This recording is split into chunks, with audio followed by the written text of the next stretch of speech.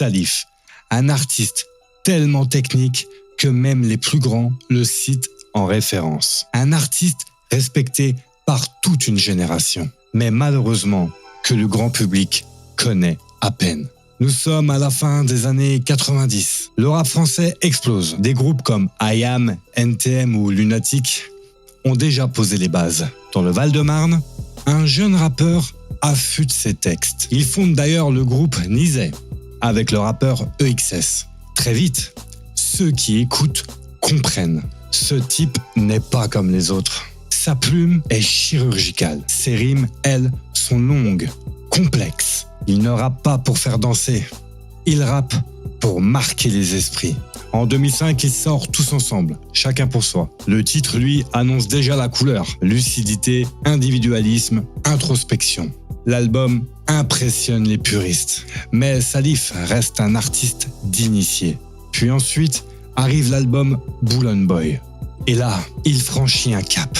Le projet est plus structuré, plus accessible, mais toujours aussi technique. Il commence d'ailleurs à élargir son public, mais sans jamais trahir son ADN. En 2009, il sort Curriculum Vital. Pour beaucoup, c'est son chef-d'œuvre. Un album mature, dense, cohérent. Salif, lui, il semble au sommet de la maîtrise. Et c'est là que l'histoire devient intéressante. Dans les coulisses du rap français, un constat revient très souvent. Demande à ton artiste favori qui il respecte le plus. Il y a de fortes chances pour que celui-ci te cite le nom de Salif. Pourtant, il n'a jamais été l'artiste le plus exposé médiatiquement. Pourquoi ? Parce qu'il n'a jamais joué le jeu du buzz. Au moment où sa carrière pourrait exploser médiatiquement, lui, il se fait discret. Moins d'interviews, moins d'apparitions, moins de médiatisation. À une époque où beaucoup cherchent la lumière, lui, il choisit l'ombre. Et paradoxalement, cela renforce son aura. Une autre anecdote, d'ailleurs racontée par ceux qui ont travaillé avec lui, Salif pouvait retravailler ses textes encore et encore.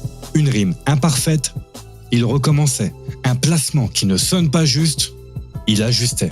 Il traite son écriture comme un artisan pourrait traiter une pièce unique. D'ailleurs, si tu écoutes certains rappeurs des années 2010, tu peux sentir son empreinte. Dans les multisyllabiques, dans la densité des textes, dans cette recherche de précision. Il n'a peut-être pas dominé les charts, mais il a élevé le niveau. Salif représente une autre version du succès. Pas celle des streams, pas celle des tendances, mais celle du respect artistique. Il prouve qu'on peut marquer une culture sans forcément être omniprésent. Et dans un monde où tout va vite, où les carrières explosent et disparaissent en quelques mois, son exigence et sa cohérence forcent le respect. Salif, c'est l'histoire d'un talent immense qui a choisi la maîtrise plutôt que la lumière. Un artiste que les connaisseurs respectent profondément. Un rappeur dont l'impact dépasse largement les chiffres. Et parfois, les légendes les plus solides sont celles qui parlent le moins. D'ailleurs, pour la dernière anecdote, il paraîtrait qu'un album fini, enregistré, dormirait dans un tiroir d'une maison de disques. Mais ça, c'est une autre histoire.